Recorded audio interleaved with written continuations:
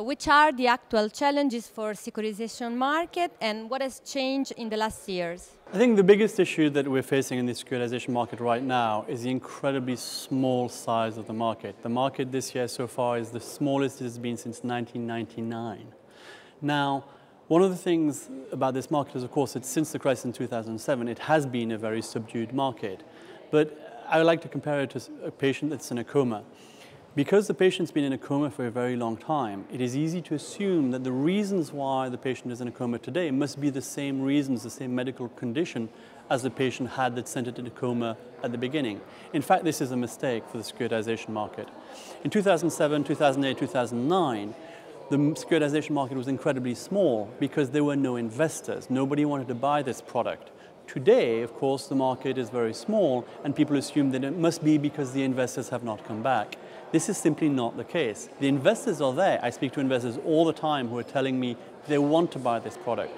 The reason there is such a small market today is because there are no issuers. And the reason there are no issuers, the reason banks are not using securitization to fund themselves is because there is free money from the central banks, from the ECB, the Bank of England.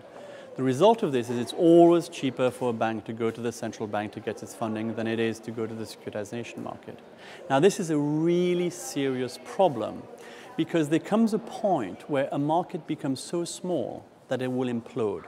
And the reason it implodes is not because investors do not want to buy the product, but simply because it costs money for an investor to hire a team, to pay the rent, to buy and invest money.